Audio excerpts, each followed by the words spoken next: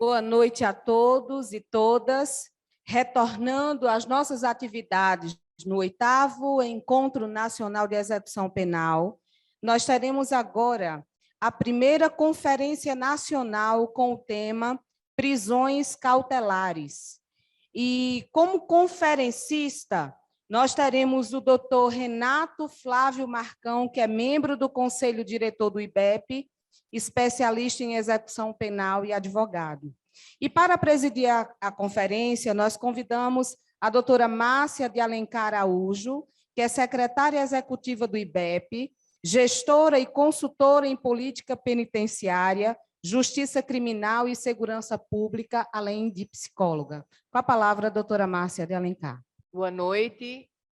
Estamos chegando à etapa final do segundo dia do nosso 8º Encontro Nacional de Execução Penal, e nós temos o privilégio de ser brindado com uma conferência sobre um tema tão atual, tão importante, que são as prisões cautelares no Brasil. E o doutor Renato Marcão, ele não é só um advogado que tem hoje uma atividade intensa na sua carteira, né, como advogado com escritórios de ponta em São Paulo. O doutor Renato Marcão, ele já foi promotor de justiça. O doutor Renato Marcão, ele já foi integrante do Conselho Nacional de Política Penal e Penitenciária. O doutor Renato Marcão, ele representa hoje para o Brasil uma das maiores intelectualidades no tema do direito penal, da perspectiva de se constituir estratégias em relação à questão de políticas criminais e penitenciárias. E tratar, doutor Renato Marcão, neste foco, é dizer que o IBEP integra o doutor Renato, com toda a sua expertise, como membro do nosso conselho diretor, enquanto instituto. E ele, sem dúvida nenhuma, ele traz não só a experiência, mas, e sobretudo, ele traz essa credibilidade em relação ao que é a marca Renato Flávio Marcão para a compreensão do processo de constituição do que é hoje o debate público em relação à questão penitenciária no Brasil e, mais especificamente, o tema das prisões cautelares. Quem quiser conhecer um pouco do que é o tratado, o legado, a enciclopédia que representa esse conferencista, acesse o nosso site www.8enep.com.br, estante virtual. E lá você vai se deparar com dezenas de artigos, onde ele traz toda a sua experiência, que vai agora, nesses próximos 40 minutos, estar discorrendo de forma focada um tema que hoje é extremamente basilar para a compreensão da dinâmica do processo penitenciário no Brasil. Com a palavra, o professor também, doutor Renato Marcão. Boa noite a todos. Inicialmente, agradeço as elogiosas palavras da minha querida, caríssima amiga Márcia Alencar. É claro que muito mais, né, por conta da nossa extensa e longa amizade de tanto tempo, toda essa generosidade, né, na apresentação. Como eu sempre digo, né, os amigos acabam carregando nas tintas e colorindo alguém que só pode ser visto em preto e branco, como eu, no caso, né? Cumprimento a todos os idealizadores, aos realizadores deste 8º Encontro Nacional de Execução Penal, e aqui, de uma forma muito particular, é claro, a nossa presidente, Vera Miller, todos os demais integrantes, né, da direção do Instituto, mas também, de uma forma muito particular, registrar aqui todo o empenho, todo o cuidado, toda a dedicação, todo o profissionalismo, né, e, no que diz respeito à minha pessoa, toda a paciência, né, da nossa secretária executiva, a minha querida amiga Márcia Alencar. Portanto, muito obrigado, estou muito feliz em poder participar deste evento, neste renascimento, né, do nosso querido Instituto Brasileiro de Execução Penal, que é cenário, sem dúvida alguma, palco, né, de grandes discussões relevantíssimas, não apenas para a academia, mas para toda a sociedade brasileira, no que diz respeito à questão dos direitos e garantias fundamentais, que passam necessariamente pelos temas, pelos variados temas, a respeito dos quais o Instituto se dedica com afinco, e este encontro tem por objeto também trazer à consideração dos estimados ouvintes para as reflexões necessárias, sempre com a pretensão de democratizarmos, né, o debate a respeito e evoluirmos, né, no atingimento de direitos e garantias fundamentais, particularmente atreladas ao cumprimento de pena, ao sistema de cumprimento de pena no Brasil, não é? Mas de uma forma mais ampla até também com o sistema de justiça criminal. A primeira pergunta que se poderia fazer é qual a relevância de tratarmos o tema prisões cautelares dentro de um tema focado exclusivamente, né, e pelo qual muitos já se dedicaram aqui à apresentação e também outros irão ainda expor dentro deste 8º encontro, tema execução penal. Por que a necessidade de nós tratarmos, portanto, de prisões cautelares, né? Porque, na visão de muitos, estaríamos, então, enveredando pelo processo penal, já que as prisões cautelares, fundamentalmente, se encontram listadas no Código de Processo Penal. Mas é sem sombra de dúvidas que o tema, como já anunciado pela querida amiga Márcia, é de extrema relevância, não tanto pelas qualidades ou ausência de qualidades do palestrante, mas pelo próprio tema, e também em razão de uma dinâmica que nós a sociedade brasileira vem enfrentando, né, vem se deparando ao longo, ao menos, das últimas 3 décadas. Basta dizer que, na década de 90, a população carcerária no Brasil era algo em torno de 90 mil presos. E hoje, eu tive o cuidado de consultar o Banco Nacional de Monitoramento de Presos, né, o BNMP 2.0, hoje, ainda na manhã de hoje, que é do CNJ, o Conselho Nacional de Justiça, e eu vou trazer aqui, sem tentar cansá-los, alguns dos apontamentos que eu reputo extremamente relevantes. Se nós tínhamos, na década de 90, portanto, 90 mil presos, como asseverei há pouco, é preciso dizer que a população carcerária hoje, anotada no Banco Nacional, é de 914.235 pessoas privadas de liberdade. Portanto, um aumento em 3 décadas, um aumento de 1000%. Em 30 anos,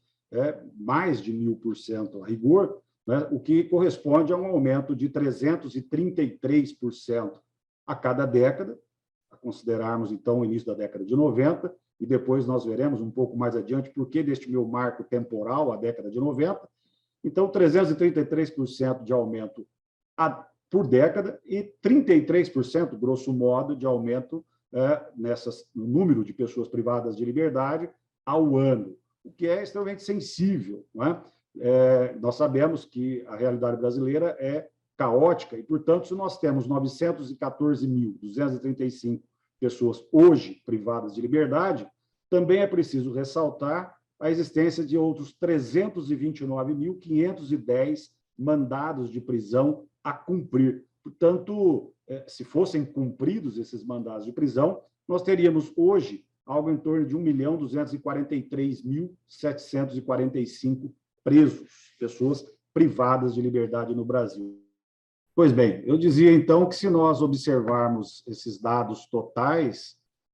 do boletim, ou melhor, do Banco Nacional de Monitoramento de Prisões, nós vamos encontrar que, além desses 914.235, esse número, né, de pessoas privadas de liberdade, chama atenção o fato de que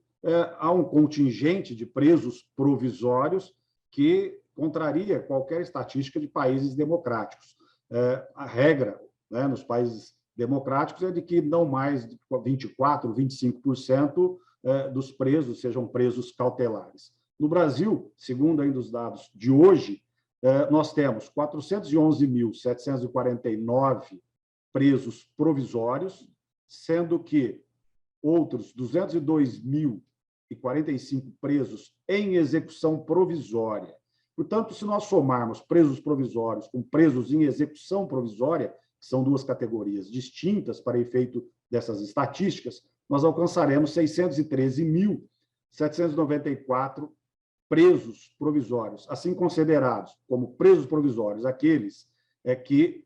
embora estejam presos, ainda não contam sequer com denúncia formulada, ou havendo denúncia do Ministério Público, ainda não foi recebida, ou tendo sido recebida, ainda não há uma decisão, uma sentença condenatória. Presos provisórios, portanto, nessas condições, e entenda-se, portanto, preso preventivamente, porque apenas hoje a prisão preventiva é que permite um tempo mais dilatado de encarceramento cautelar. Portanto, 411 mil corresponde a 45% dessa população carcerária, deste total de 914 mil,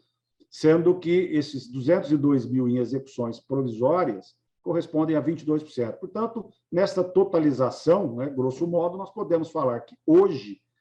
desta população de pessoas presas, né, encarceradas no Brasil, privadas de liberdade, 914 mil, algo em torno de 67% são presos cautelares, seja em razão de prisão provisória, propriamente dita, ou em execução provisória. O que autoriza a dizer que apenas algo em torno de 33% deste total, deste contingente, 914 mil pessoas privadas de liberdade, portanto, 296 mil pessoas apenas, né, correspondem à execução definitiva de pena. Apenas 33%. Então, é algo absolutamente inadmissível, inaceitável, sabendo até que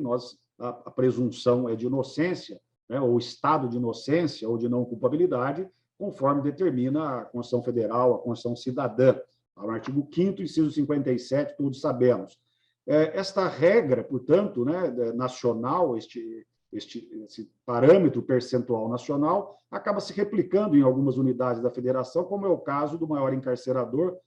do país, que é o estado de São Paulo, onde nós temos também um total de presos provisórios e presos decorrentes de execução provisória, num total aproximado de 68%. Portanto, este percentual acaba se replicando em alguma medida no estado de São Paulo. E assim, em outras unidades da federação, nós também temos convivido com excessos de longa data, e eu digo, pelo menos, a partir do início ou da década de 90, esta crescente, né, tem se revelado algo bastante difícil de enfrentar. E difícil de enfrentar não apenas por conta das questões sociais que se avolumam, dos problemas sociais, a vida em sociedade, é lógico que a dinâmica da vida em sociedade acaba proporcionando incontáveis situações de conflito, né? Parte dessas situações ou desses conflitos desaguam no Poder Judiciário, embora uma pequena parcela dessa litigiosidade social acabe desaguando no Judiciário, nós sabemos que muitos desses casos acabam se tornando processos de natureza criminal. E aqui é preciso destacar também a questão que muito influencia não apenas nas estatísticas criminais de presos provisórios, de execuções provisórias e também de presos definitivos, que é a questão da toxicodependência, né? E o tráfico de drogas, que correspondem conjuntamente, né? Eu digo a toxicodependência porque muitos dos crimes patrimoniais e também crimes de tráfico de drogas, associação para o tráfico, inclusive, estão impulsionados direta ou indiretamente pela toxicodependência, né? A macrocriminalidade, os crimes de furto, roubo, etc., no grosso, na sua grande maioria, seguem impulsionados pela toxicodependência, inclusive em razão, como podem demonstrar os dados oficiais, até mesmo dados do DEPEN, nesse sentido. Portanto, este é um grave problema social e o Estado brasileiro tem se revelado absolutamente incompetente no enfrentamento deste tema e, portanto, de difícil solução, e as estatísticas criminais só tendem a aumentar. Bem, eu me referi há pouco à população carcerária de 90 mil presos na década de 90, e o fiz basicamente para que nós possamos estabelecer um marco, né, um marco necessário de reflexão. Se nós temos um acréscimo de 1990 para cá em torno de 1000% de presos, de pessoas privadas de liberdade, é preciso detectarmos alguns desses problemas que têm influenciado nessas estatísticas antidemocráticas, por assim dizer. Bem, nós sabemos também que em 1990 tivemos a Lei 8.072, assim denominada Lei dos Crimes Hediondos, que é uma lei de julho de 1990. É preciso recordar que, naquela ocasião, quando entrou em vigor a lei, ela disciplinou, né, e disse que passaram, a partir de então, tendo catalogado os crimes hediondos e assemelhados, de se serem suscetíveis de fiança e de liberdade provisórias esses mesmos crimes. E isso, evidentemente, influenciou de forma acentuada nos percentuais de prisões cautelares. A partir do momento em que o legislador, lá em 1990, vem a dizer que não cabe fiança e liberdade provisória, os presos em flagrante, quase que invariavelmente, por crimes relacionados na lei dos crimes hediondos, passaram a responder ao processo preso, né, sem obter fiança, sem obter liberdade provisória, e essa mesma lei também passou a dizer, e isso lá no parágrafo 1º, que a pena nos crimes hediondos assemelhados deveria ser cumprida em regime integralmente fechado. Este fundamento do regime integral fechado também animou muitos juízes, né, e desembargadores, enfim, magistrados, ministros, etc., a negarem liberdade provisória, não apenas pelo fundamento da própria negativa expressa da lei dos crimes hediondos, mas também até por conta do argumento no sentido de que a pena seria cumprida no regime integralmente fechado. O que, evidentemente, então, passou-se a adotar foi uma antecipação de cumprimento de pena. A inconstitucionalidade desses dispositivos era flagrante. Doutrina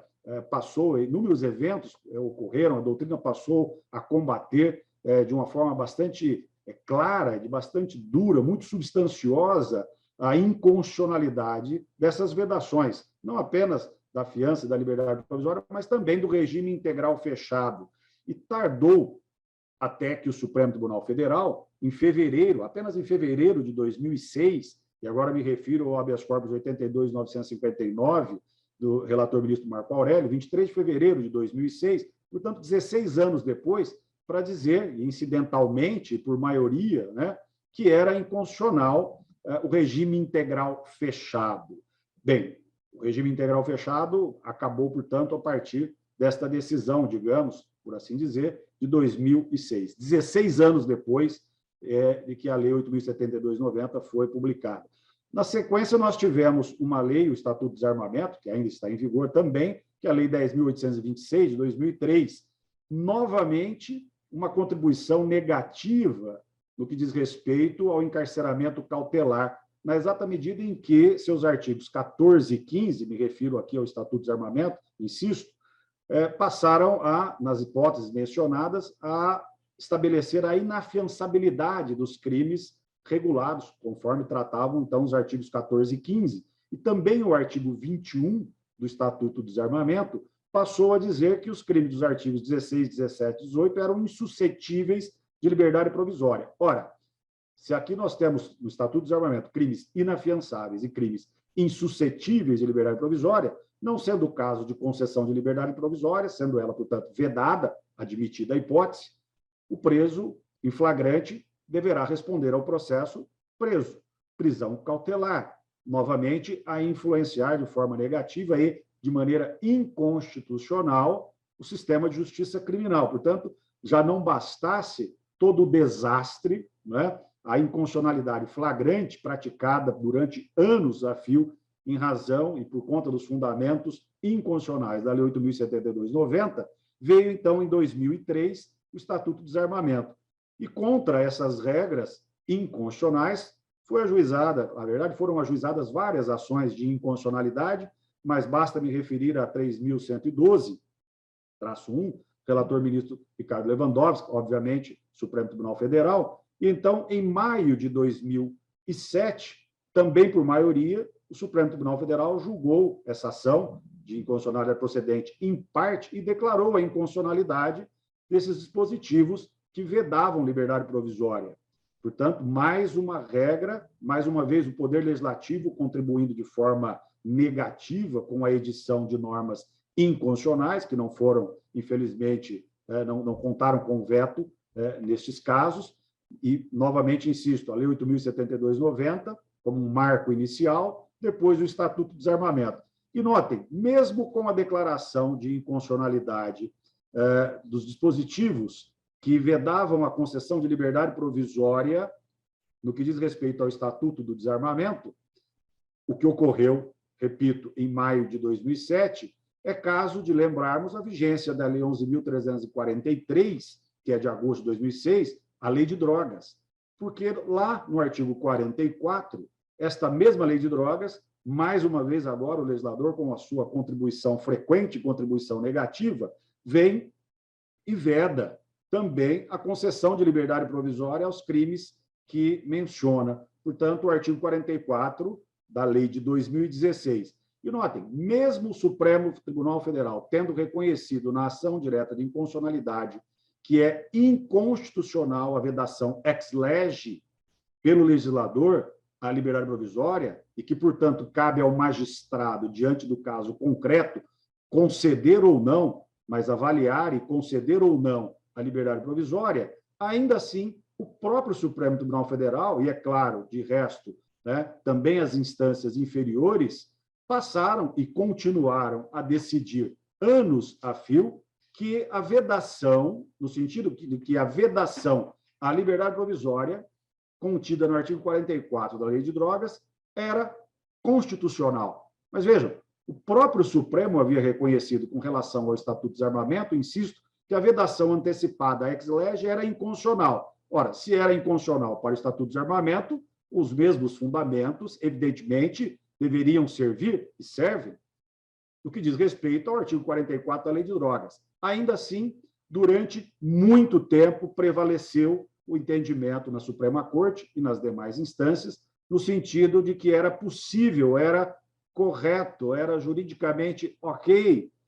a negativa de vigência, a negativa de concessão à liberdade provisória apenas com fundamento no artigo 44, sem que o juiz tivesse que avaliar caso a caso a possibilidade ou não de concessão de liberdade provisória. E isso perdurou até que, em dezembro de 2012, vejam, a lei é de 2006, o artigo 44 da Lei de Drogas de 2006, em 2007 foi declarada a inconstitucionalidade no que diz respeito ao Estatuto de Desarmamento, e somente em dezembro de 2012 é que, então, o plenário do Supremo Tribunal Federal declarou a inconstitucionalidade da vedação à liberdade provisória disposta no artigo 44 da Lei de Drogas. Portanto, 6 anos depois, né, e 5 anos depois, 6 anos depois da vigência da Lei de Drogas e 5 anos depois de já ter reconhecido, em caso absolutamente semelhante, que a vedação ex lege à liberdade provisória é inconstitucional. Portanto, absolutamente incompreensível não só a demora, a tardança da Suprema Corte no reconhecimento da inconstitucionalidade, como também inaceitável que todo e qualquer magistrado, diante da explícita declaração de inconstitucionalidade no que diz respeito ao Estatuto de Desarmamento, continuasse a aplicar, ainda que na vigência do artigo 44 da Lei de Drogas, a vedação ex lege à liberdade provisória. Vejam, portanto, que estes fatores, até aqui, vinham influenciando de forma negativa nessas estatísticas criminais, mês a mês, ano a ano, né? E, portanto, desde 1990. Mas é preciso dizer ainda que, após a declaração de inconstitucionalidade do Estatuto do Desarmamento, lembrem-se, em 2006, nós tivemos, em 2007, a Lei 11.464, que é de março de 2007, e esta mesma lei, então, agora vem e diz o seguinte, que a pena, ela altera a lei dos crimes hediondos e passa a dizer, entre outras coisas, que a pena por crimes hediondos e assemelhados deveria ser cumprida no regime inicialmente fechado, o que antes era integralmente fechado, na Lei 8.072/90, agora, sob a égide da 11.464, passa a ser inicialmente fechado. Bem, e aí passa a dizer também que o juiz deve, caso a caso, de forma fundamentada, analisar se é hipótese ou não de conceder liberdade provisória às pessoas presas em flagrante por crime hediondo ou assemelhado. Houve um avanço, em certa medida, no que diz respeito a reconhecer aquilo que o Supremo Tribunal Federal também reconheceu, que o juiz deve analisar caso a caso o cabimento ou não da liberdade provisória, até mesmo para que possa atender a princípios constitucionais consagrados, mas houve ainda assim aqui um retrocesso nesta lei quando diz que o regime passa a ser obrigatório, inicialmente fechado. Não mais integral, mas inicialmente fechado. Outra inconstitucionalidade que também depois foi reconhecida em junho de 2012, pelo Supremo Tribunal Federal este tal regime inicialmente fechado obrigatório, né? E aí o habeas corpus 111.840, Espírito Santo, relator ministro Dias Toffoli, portanto, vem e declara a inconstitucionalidade do regime inicial fechado obrigatório. É claro que esta imposição de um regime inicial fechado obrigatório também contribuiu de forma extremamente negativa para o incremento da população carcerária, né, do encarceramento no país, notadamente no que diz respeito ao regime, aliás, aos presos cautelares, porque aqui fala em regime inicial fechado e muitos magistrados, tendo decidido pelo regime assim determinado, inicial fechado, obrigatório, acabava também por negar o direito de eventual recurso em liberdade, até porque, majoritariamente, né, nos processos relacionados a drogas, né, tráfico de drogas, também o artigo 59 da Lei de Drogas continha e contém, para aqueles que ainda acreditam que isso é possível, regra inconstitucional, na medida em que também veda a liberdade provisória, né, porque o artigo 59 da Lei de Drogas diz que o réu não pode apelar em liberdade, salvo se for primário de bons antecedentes, o que também é evidentemente inconstitucional. Portanto, vejam que nós temos até aqui, de 1990, né, da Lei 8.072/90, até esta Lei 11.464 de 2007, uma série de dispositivos legais, portanto, uma legislativo e também com a sua parcela do Poder Executivo, que não vetou, né, no que diz respeito a direitos, asseguramento de direitos e garantias fundamentais, notadamente atrelados à questão da questão criminal e a liberdade provisória, a possibilidade ou não de concessão de liberdade provisória. Bem, e então chegamos ao momento de recordarmos que agora, né, neste ano de 2021, nós temos, então, a comemoração de 10 anos de vigência da assim denominada Lei das Cautelares, a Lei 12.403, que é de maio de 2011. Esta lei, assim denominada Lei das Cautelares, significou e ainda significa um grande avanço no tratamento normativo das questões relacionadas às prisões cautelares no Brasil. Houve uma reformulação no capítulo que trata das prisões cautelares no Código de Processo Penal. Todos sabemos que as prisões cautelares, hoje, no país, nós temos prisões temporárias, possibilidades de prisão temporária, né? Determinados tipos penais, em determinadas circunstâncias. É possível prisão temporária, e isso, evidentemente, uma lei que não está, óbvio, no Código de Processo Penal, todos nós sabemos. No Código de Processo Penal, nós temos a possibilidade de prisões em flagrante, né? O Instituto da Prisão em Flagrante, também prisão preventiva. Temos ainda a possibilidade preventiva, né, por prisão domiciliar resultante da prisão preventiva. Esta possibilidade de substituição da preventiva por domiciliar é uma inovação trazida com a Lei das Cautelares, como também é uma inovação, configura inovação bastante saudável, o que nós acabamos por receber nos artigos 319 e 320, as assim denominadas medidas cautelares restritivas diversas, portanto, do encarceramento tradicional. Bem, no que diz respeito às prisões cautelares, e que o nosso tempo permite abordarmos, tem relevo mencionar que o artigo 282 do Código de Processo Penal, a partir da Lei 12.403 de 2011, passou a enfatizar requisitos fundamentais, imprescindíveis à decretação de prisões cautelares, muito particularmente no que diz respeito à prisão preventiva, né? E, como disse há pouco, é a prisão que permite um maior tempo de encarceramento, até porque muito se tem discutido, inclusive também foi objeto de discussão nos debates que se estabeleceram ainda na fase de projeto daquele que veio depois a ser convertido em Lei 12.403, a possibilidade ou a necessidade, enfim, de se fixar um prazo para a prisão preventiva. Todos sabemos que, ao contrário do que ocorre com a prisão temporária, na prisão preventiva não há uma delimitação temporal, né? E ela deve se estender por algum tempo que se entenda razoável, né? E esta tal razoabilidade vai de caso a caso e, muitas vezes, da compreensão de cada magistrado, o que, evidentemente, também leva a inaceitáveis excessos. Não raras vezes nos deparamos com decisões, as mais variadas, notadamente da Suprema Corte,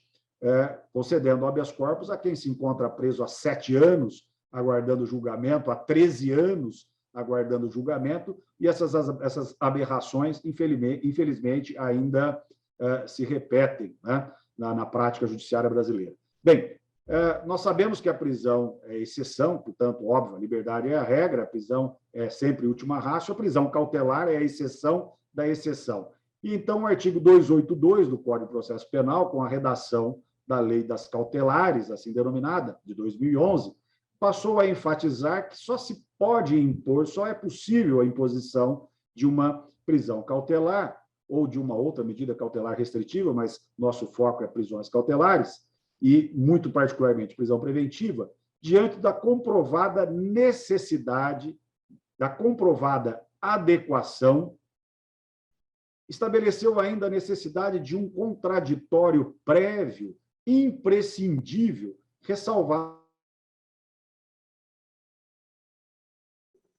Retomando, gente, vamos às conclusões. Bem, eu dizia, então, que a excepcionalidade da prisão cautelar, ainda no artigo 282 do Código de Processo Penal, veio também reforçada em seu parágrafo 6º, quando diz que só será possível a decretação de uma prisão cautelar quando não for cabível, adequada e suficiente a imposição de uma dentre as cautelares, ou duas ou mais dentre as cautelares restritivas, listadas nos artigos 319 e 320 do Código de Processo Penal. Portanto, não bastassem as imposições constitucionais, que decorrem, evidentemente, expressas, né, do texto constitucional, como a presunção de inocência, por exemplo, né, também o Código de Processo Penal passou a enfatizar, a partir da Lei das Cautelares, 12.403, a excepcionalidade desta modalidade de encarceramento, tão, infelizmente, tão comum no Brasil e, muitas vezes, ausente qualquer fundamento adequado. Bem, também esta Lei 12.403, de relevo, trouxe um outro aspecto extremamente importante no que diz respeito às prisões cautelares, e agora me refiro à impossibilidade, na primeira redação, portanto, na primeira redação do 282, já com a Lei 12.403, passou-se a permitir a possibilidade de decretação de prisão preventiva pelo juiz ex officio apenas na fase judicial. Foi uma inovação introduzida no Código de Processo Penal, atendendo em alguma medida ao nosso processo de modelo acusatório. O legislador houve por bem estabelecer que não era mais possível ao juiz, a qualquer magistrado, decretar prisão preventiva, prisão ou mesmo impor cautelar restritiva ex officio, de ofício, por iniciativa própria, sem adequada provocação dentre os legitimados, na fase investigativa. Somente após o recebimento da denúncia, a partir da vigência da Lei 12.403, é que, então, passou a lei a permitir ao juiz a decretação ex officio. A rigor, dentro de um modelo de processo penal acusatório ideal, não é possível, não é de se admitir a decretação da prisão ex officio por juiz, desembargador ou mesmo ministro, não é? É preciso que haja, evidentemente, provocação, né, por quem seja legitimado, por algum dentre os legitimados, e me refiro particularmente ao Ministério Público, não é? Como dominus litis, titular da ação penal. Bem, mesmo diante desta regra, a impossibilitar a decretação de prisão preventiva ex officio, por iniciativa do próprio magistrado, na fase de investigação, a jurisprudência do Supremo Tribunal Federal e do Superior Tribunal de Justiça passou a referendar a decretação de prisão decretada em sede do artigo 310 do Código de Processo Penal, por ocasião da audiência de apresentação, por muitos denominados como audiência de custódia. Eu, particularmente, prefiro denominá-la audiência de apresentação. Os magistrados passaram a decretar prisão preventiva neste momento da audiência de apresentação, ou de custódia, se preferirem, e os tribunais passaram a referendar inclusive o Superior Tribunal de Justiça, insisto, e também o Supremo Tribunal Federal, dizendo que era possível. Nada obstante, o artigo 282 e também o artigo 311, que é a regra matriz da prisão preventiva,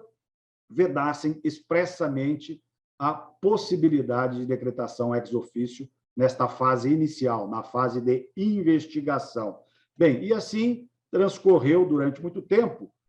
e é claro que tudo isso só poderia levar ao que hoje nós sabemos, já reconhecido pelo Supremo Tribunal Federal, o nosso glorioso estado de coisas inconstitucional, reconhecido na ação de descumprimento do preceito fundamental 347, que foi relator o ministro Marco Aurélio. E aí, a partir, aliás, deste reconhecimento do estado de coisas inconstitucional, é que nós tivemos lá no acórdão,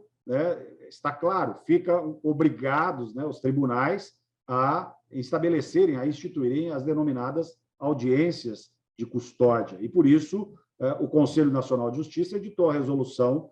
2013, de 2015, e que foi replicada nos tribunais, e, portanto, a partir daí é que nós tivemos a instituição das assim denominadas audiências de custódia. Bem, mas as decretações continuaram de prisão preventiva, ainda, mesmo no estado de coisas inconstitucional, mesmo depois da lei das cautelares, vedando a decretação ex officio na fase de investigação, persistiram as decretações, que também, evidentemente, sempre contribuiu de forma negativa para este acréscimo, este aumento impressionante de 1000% em 3 décadas, no número de pessoas privadas de liberdade, a rigor, mais de 1000%, isso sem considerarmos também aqueles mais de 300 mil mandados de prisão a cumprir. E nós tivemos, então, o pacote anticrime. É preciso também mencionarmos nessa temática que a Lei 13.964, de 2019, assim reconhecida como pacote anticrime, veio a introduzir inovações sensíveis no que diz respeito ao tema, prisões cautelares. Também no artigo 282, assim como já havia procedido a lei das cautelares, e agora, de uma forma muito mais incisiva, não apenas no 282, mas também no 311, a vedar expressamente a decretação de prisão preventiva ex officio por magistrado, desembargador, ministro, em qualquer instância, sem provocação. É claro que esta opção do legislador infraconstitucional atende a um modelo de processo penal escolhido, que é o nosso modelo democrático, o modelo de processo penal acusatório, também enfatizado pela lei, pelo pacote anticrime, ou Lei 13.964, lá no artigo 3º-A, dizendo que o nosso processo é de modelo acusatório, inclusive vedando iniciativas do juiz, até mesmo na fase de investigação, que tem inúmeras outras repercussões. Mas, de forma expressa, o artigo 282, regra geral, e o artigo 311, regra matriz das prisões cautelares, passaram a vedar expressamente esta decretação ex officio. Acreditem ou não, muitos dos senhores já sabem, mas não é desarrazoado lembrarmos, mesmo depois da vigência desta lei do pacote anticrime, inúmeras decisões continuaram a ser proferidas decretando prisão preventiva ex officio. E o Superior Tribunal de Justiça chegou a referendar, em estado a se pronunciar a respeito, chegou a referendar e a afirmar a legalidade, a constitucionalidade da prisão decretada ex officio por magistrado. Notem, mesmo depois do pacote anticrime, que avançou no sentido de vedar expressamente, em qualquer momento, a decretação ex officio. E assim transcorreu, meus caríssimos amigos, até que o ministro Celso de Mello, no julgamento do habeas corpus 188.888, aliás,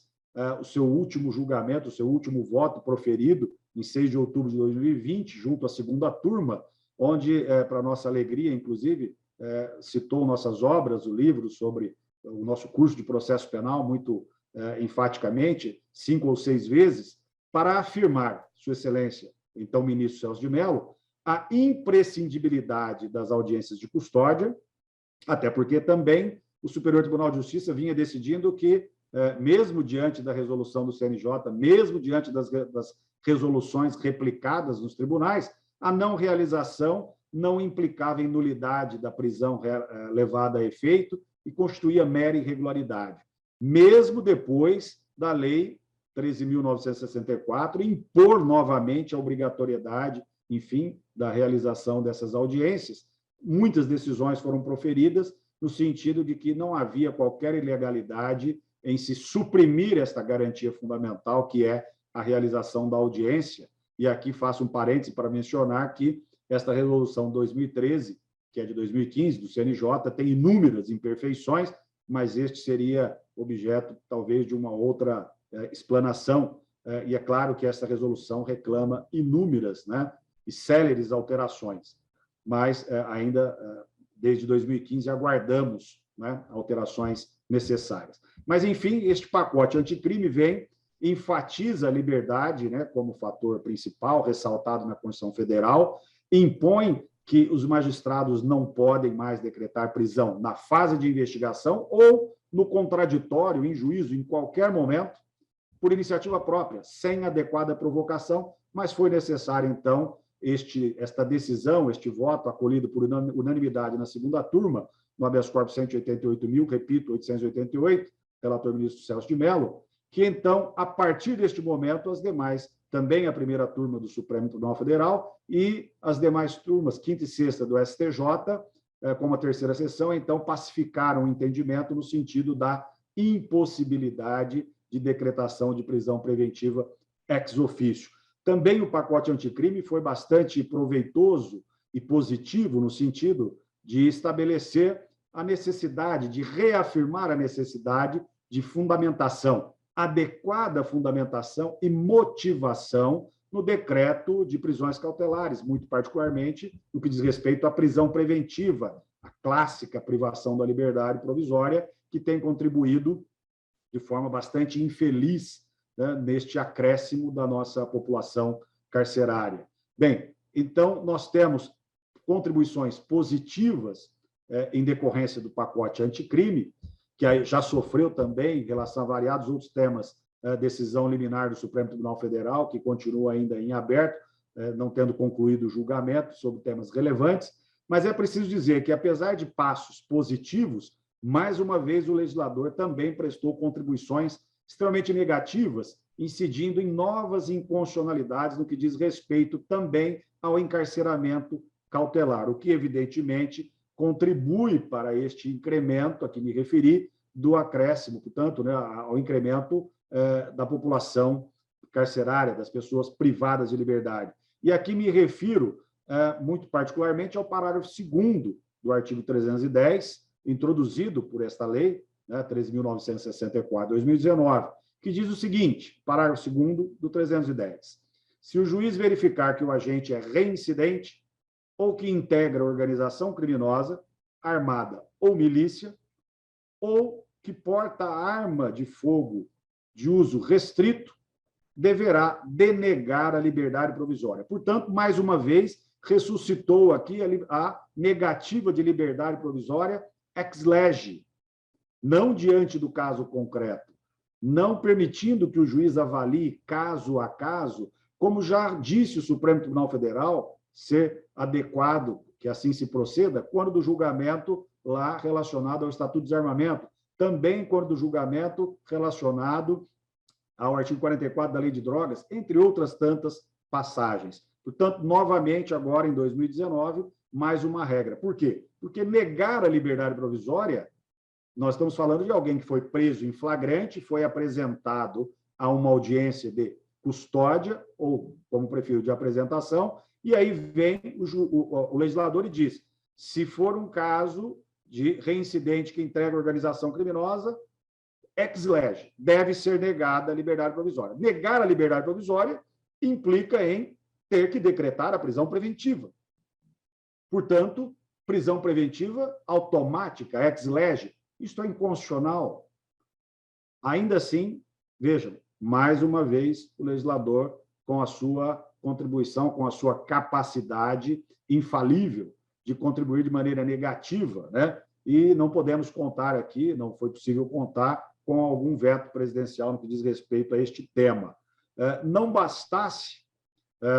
este aspecto, a influenciar decisiva e negativamente do tema das prisões cautelares. Por fim, é preciso dizer que também no artigo 492, inciso 1, me refiro agora aos crimes de competência do Tribunal do Júri, esta lei, 13.964, pacote anticrime, diz que, no caso de condenação, sendo a pena igual ou superior a 15 anos de reclusão, evidentemente, o juiz determinará a execução provisória das penas com expedição de mandado de prisão. Novamente, outra inconstitucionalidade que implica também na determinação de um cumprimento antecipado, portanto, uma prisão cautelar, até porque não ocorreu o trânsito em julgado definitivo, portanto, estamos diante de uma prisão cautelar. E aí se houve, na leitura do artigo 492, inciso 1, letra E, condenação por tempo igual ou superior a 15 anos, prisão, novamente, cautelar ex lege, mais uma inconstitucionalidade, portanto, a ser reconhecida pelo Supremo Tribunal Federal, e o que se espera não ocorra, né, com a mesma tardança com que se tem operado em relação a outros temas. Assim como mencionei na Lei 8.072/90, o tempo demorado, também com relação ao Estatuto do Desarmamento, também com relação ao artigo 44 da Lei de Drogas, enfim, e de igual forma no que diz respeito à Lei 11.464 de 2007. Novas inconstitucionalidades, portanto, que deverão ser reconhecidas pelo Supremo Tribunal Federal. Veja, mesmo diante de todo este cenário legislativo negativo, é preciso ressaltar que também ocorreram avanços, evidentemente, né? E que o Supremo Tribunal Federal tem se pronunciado a respeito desses temas. O que se espera é uma maior celeridade. E é preciso apontarmos aqui também alguns aspectos negativos, já encaminhando para o final dessa nossa intervenção, a concessão de habeas corpus coletivos, né, pelo Supremo Tribunal Federal. O primeiro deles, me refiro ao habeas corpus 143.641, do ministro Ricardo Lewandowski, né, relator ministro Ricardo Lewandowski, que concedeu a todas as mulheres submetidas à prisão cautelar do Sistema Penitenciário Nacional, que, com a condição de gestante, né, de puérperas ou mães de crianças, né, até 12 anos de idade, ou sua responsabilidade, né, e das próprias crianças, a substituição da prisão preventiva, né, por aquelas medidas listadas, né, a substituição pela domiciliar, lá dos artigos 317 e 318 do Código de Processo Penal. Portanto, este habeas corpus coletivo, 143.641, é digno de aplauso e influenciou, evidentemente, em um decréscimo no que diz respeito ao encarceramento cautelar, notadamente com relação às mulheres, né, que foram alcançadas nos termos da decisão proferida. Posteriormente, ainda, e por fim, o habeas corpus 165.704, Distrito Federal, relator ministro Gilmar Mendes, né, foi concedido habeas corpus coletivo a pais irresponsáveis por crianças e pessoas com deficiência, né? E, portanto, de uma forma semelhante a como aquela que já havia procedido com relação às mulheres, vale o mesmo raciocínio, operou-se aqui o mesmo raciocínio, a fim de se conceder habeas corpus coletivo, e, portanto, isso também tem alguma influência, né? Algum impacto no que diz respeito ao encarceramento, impacto positivo no que diz respeito ao encarceramento cautelar, na medida em que inúmeras pessoas acabaram beneficiadas por razões bastante óbvias, né? O próprio Código de Processo Penal, em seus artigos incisos 317 e 308, tem lá as razões, inclusive humanitárias, né? E também ligadas a princípios e garantias fundamentais e também outros que desfilam pelo Estatuto da Criança e do Adolescente, do que diz respeito a este tema. Portanto, são aspectos positivos que devem ser ressaltados, dentre outros. Bem, de uma forma geral, nós temos um quadro extremamente desalentador desde a década de 90, né, com este acréscimo, insisto, de mais de 1000% no contingente de pessoas submetidas ao encarceramento tradicional, e é claro que este volume, aliado à deficiência, né, do número de vagas e à deficiência de todo o sistema penitenciário, a este estado de coisas inconstitucional, tem contribuído de forma bastante negativa, né? É quase inimaginável, exceto no Brasil,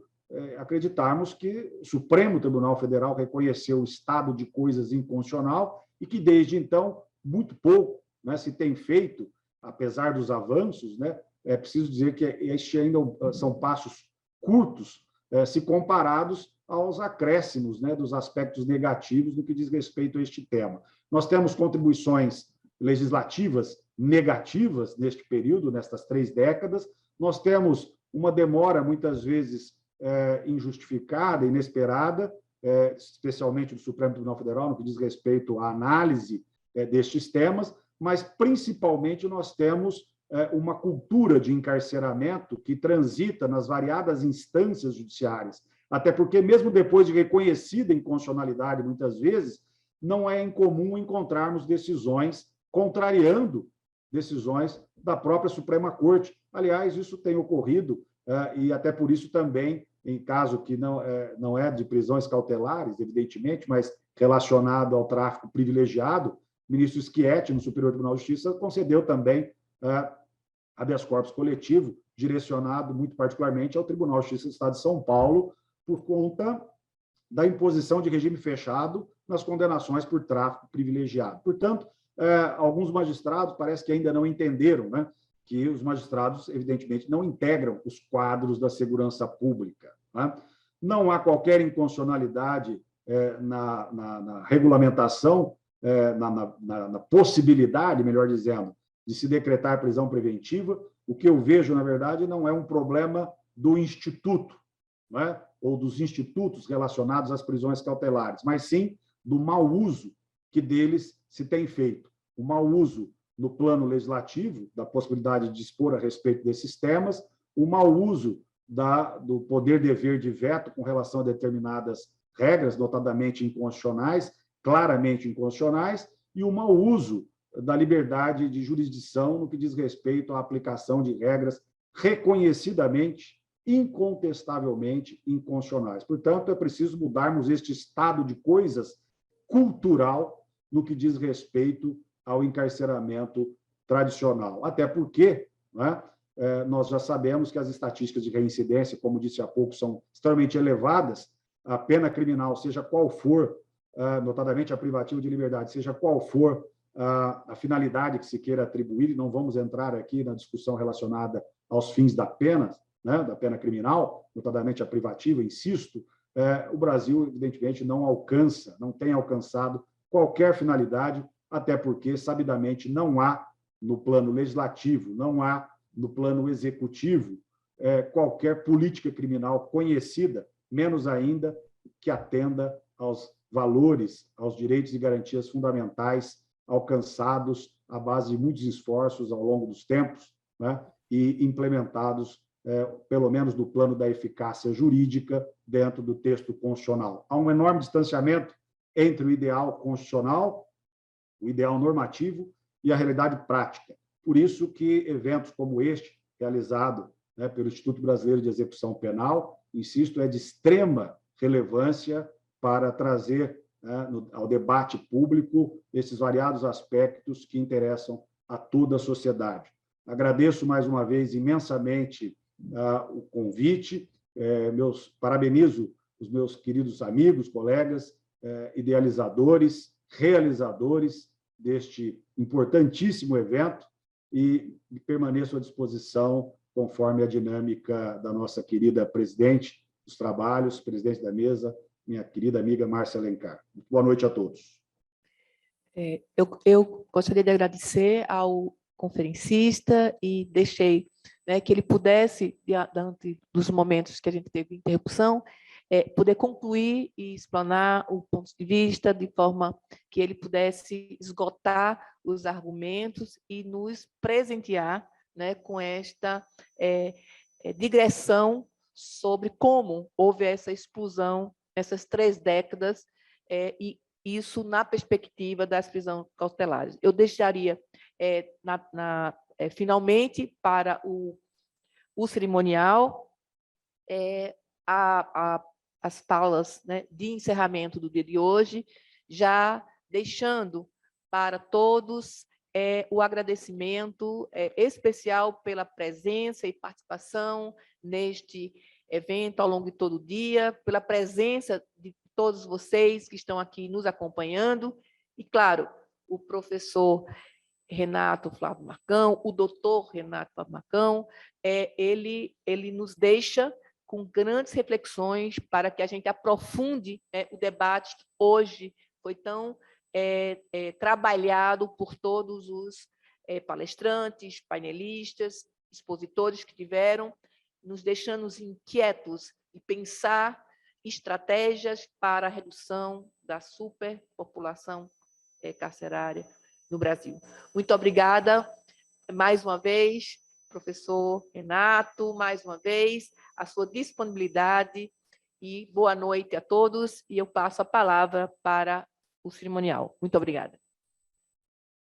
Nós deixamos aqui o agradecimento do 8º ENEP, Encontro Nacional de Execução Penal, ao doutor Renato Flávio Marcão, pela excepcional e brilhante explanação acerca das prisões cautelares, deixando também a todos aquele agradecimento de ter participado e de ter, neste dia, aumentado o seu conhecimento acerca dos temas que foram aqui trabalhados, dizendo que nós estamos encerrando as atividades de hoje, convidando a todos para amanhã, pontualmente às 9h30 da manhã, nós iniciarmos com a nossa segunda Conferência Nacional sobre Saúde, Pandemia e Execução Penal, dentre outros temas que serão trabalhados no último dia do nosso evento, que será o dia de amanhã. A todos uma boa noite, um bom descanso e até amanhã.